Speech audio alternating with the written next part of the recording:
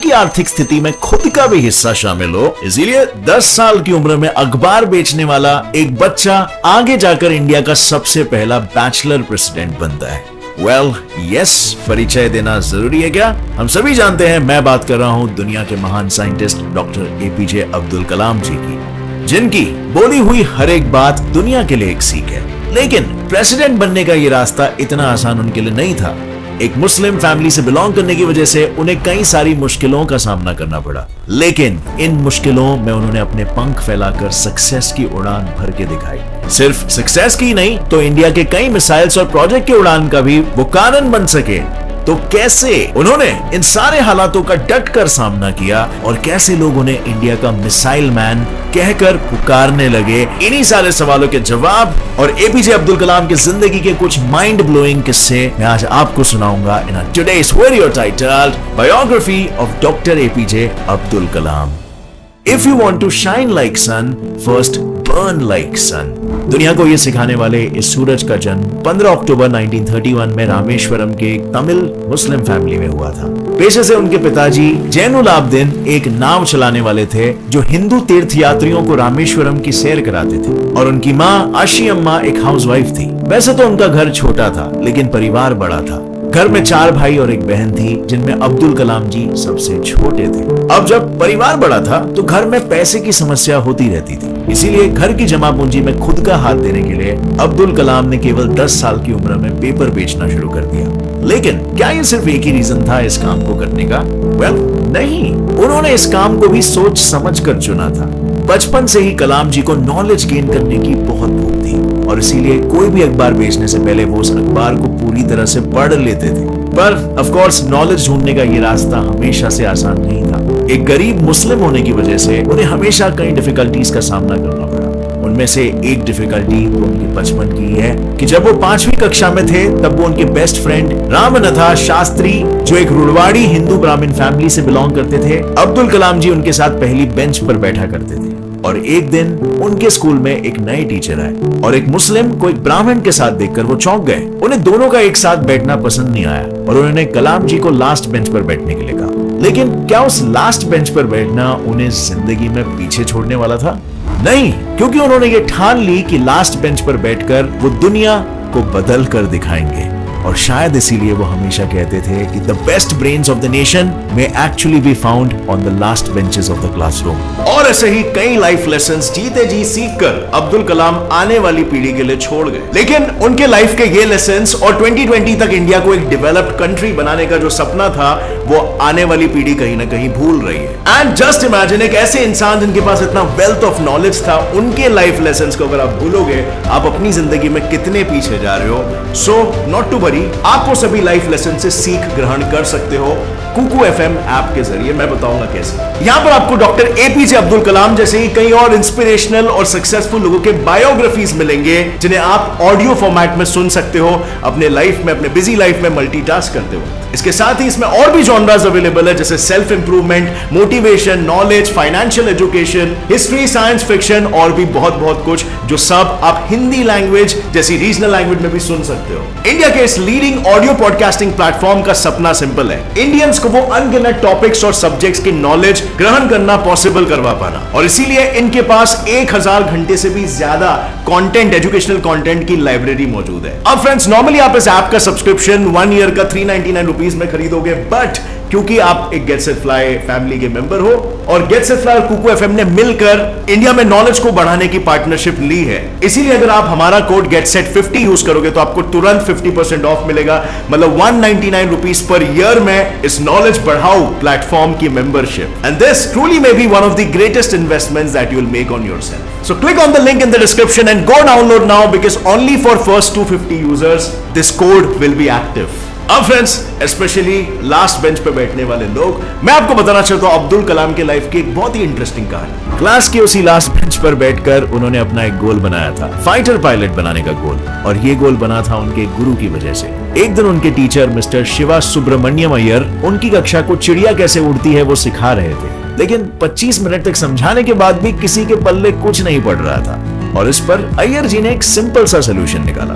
अगर थियोरेटिकली किसी को ना समझे तो उन्हें प्रैक्टिकली दिखाना पड़ेगा, और बस यही था सोल्यूशन। स्कूल खत्म होने के बाद वो सारे बच्चों को पासी के एक समुद्र किनारे ले गए और वहां उड़ते हुए पंछियों के लाइव डेमो दिखाकर उन्होंने बच्चों को चिड़ियों की टेल की पोजीशन से लेकर उनके पंखों के शेप तक सब कुछ समझाया। चिड़ियों की वो उड़ान कलाम जी के दिमाग में बैठ गई और उन्होंने तय कर लिया कि बड़े होकर वो फाइटर पायलट बनने जैसा बड़ा गोल हासिल करेंगे, क्योंकि उनका ये कहना था कि small aim is a crime, have a great M.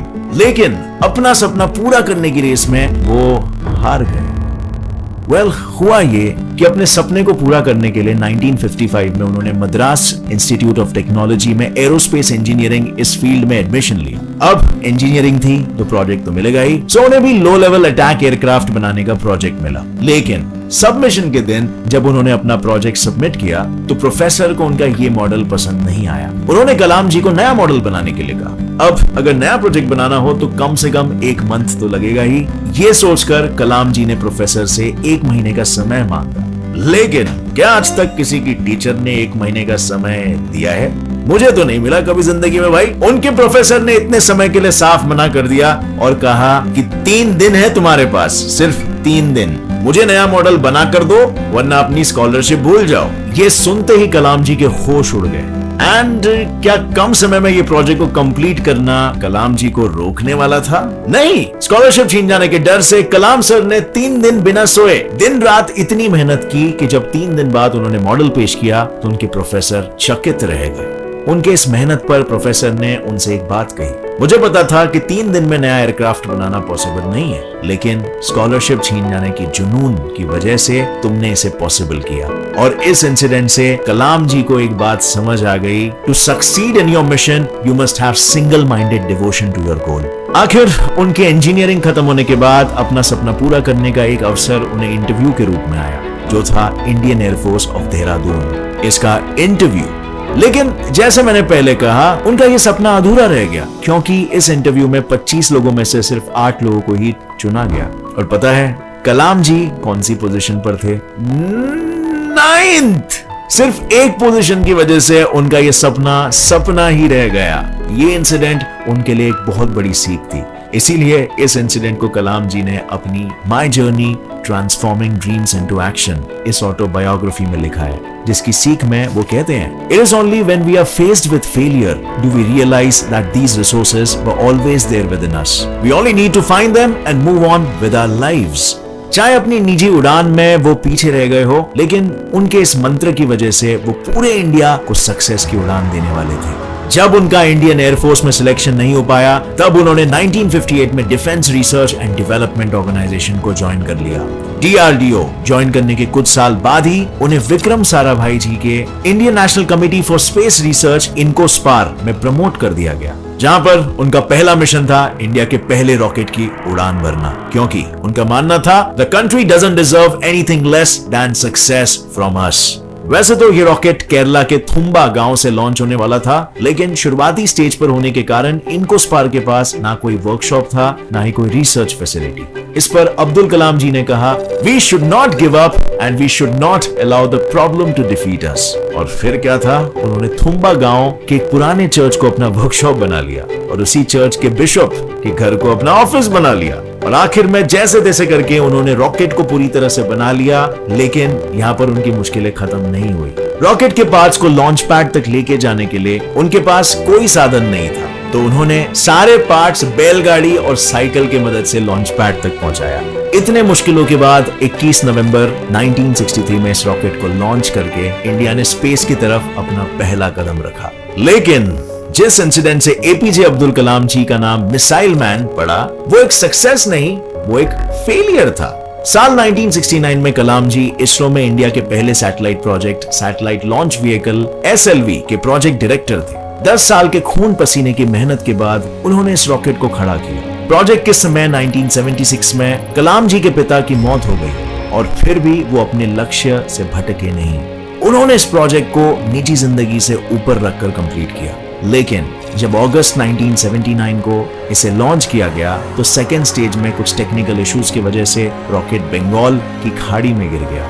अब जब प्रोजेक्ट फेल हो चुका था तो सारे लोग उन पर सवाल उठाने लगे। तब प्रोफेसर सतीश धवन, जो उस समय इसरो के चेयरमैन थे, उन्होंने इस फेलियर का पूरा श्रेय खुद पर ले लिया।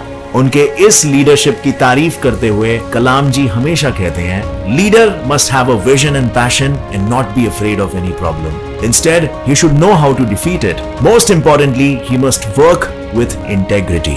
लीडर के इसी सीख को हथेली पर रखकर फेलियर के सिर्फ 1 साल बाद ही उन्होंने नए सैटेलाइट लॉन्चिंग व्हीकल SLV-3 का निर्माण किया। आखिर 18 जुलाई 1980 में उन्होंने SLV-3 से रोहिणी 1 सैटेलाइट को लॉन्च किया, जिससे India super exclusive club of spacefaring nations का 6th मेंबर बन गया। इस प्रोजेक्ट के बाद तो उन्होंने इंडिया के पहले इंटरमीडिएट रेंज बैलिस्टिक मिसाइल अग्नि और पृथ्वी जैसे कई प्रोजेक्ट्स को सक्सेसफुली कंप्लीट किया, जिनकी वजह से उन्हें 1981 में पद्म भूषण और 1990 में पद्म विभूषण इन पुरस्कारों से नवाजा गया।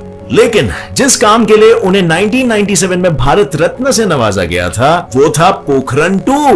पोखरण 2 एक ऐसा न्यूक्लियर बॉम्ब टेस्टिंग प्रोग्राम था जिसमें इंडिया ने CIA के सैटेलाइट्स को चकमा देकर हमारे न्यू न्यूक्लियर बॉम्ब को टेस्ट किया था। इस प्रोग्राम के प्रोजेक्ट चीफ कोऑर्डिनेटर थे डॉक्टर APJ अब्दुल कलाम, जिन्होंने जापान और USA के वार्निंग्स के बाद भी इस मिशन को चालू रखा, बड़ी चतुराई से। अब आपने 3 इडियट्स का ये डायलॉग तो सुना ही होगा, सक्सेस के पीछे मत भागो, एक्सेलेंस का पीछा करो, सक्सेस झक मार के तुम्हारे पीछे आएगी।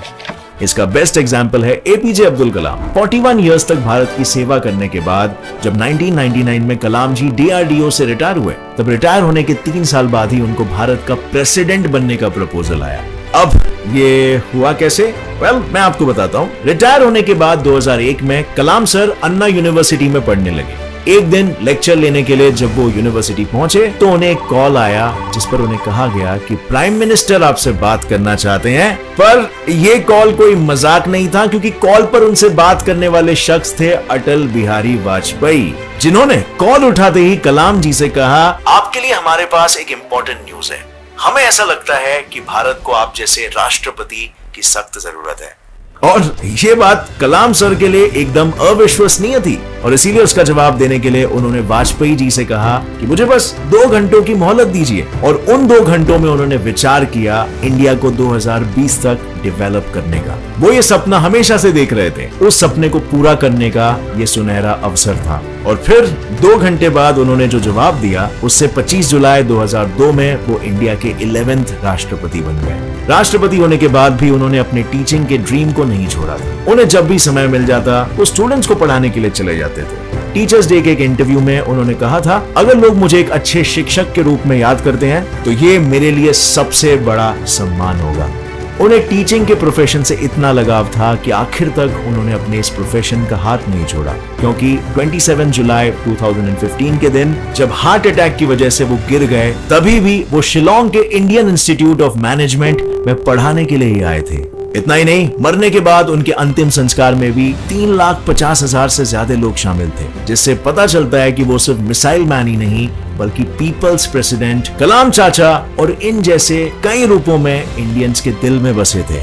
अब भाई लोग, आपकी बारी है। डॉक्टर APJ अब्दुल कलाम की ऐसी कौन सी सीख आपके मन को इतनी भा गई कि उसे आप अपनी डेली लाइफ में इनकॉर्पोरेट करना चाहोगे, और इनके लाइफ के बारे में आपको सबसे ज्यादा इंस्पायरिंग कौन सी चीज लगी? इसका जवाब मुझे नीचे कमेंट सेक्शन में देना।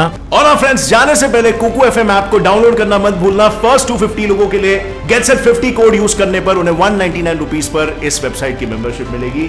GetSet50 कोड यूज करने पर 199 रुपीज में सालाना की मेंबरशिप मिलेगी इस ऐप की। सो गो हरी नाउ। अगर इस वीडियो से आपको कुछ भी नया सीखने मिला तो एक लाइक जरूर ठोकना। अपने फ्रेंड्स और फैमिली मेंबर्स के साथ ये वीडियो शेयर करिए, ताकि उन्हें भी ग्रेट इंडियंस के बारे में, उनकी लाइफ के बारे में अच्छी खासी जानकारी मिल सके। नए हो इस चैनल पर तो अभी सब्सक्राइब करो GetSetFly साइंस चैनल, क्योंकि ऐसे इंटरेस्टिंग और नॉलेजेबल वीडियोस आपका भी नॉलेज बढ़ाते रहेंगे। With that said, as always friends, stay curious,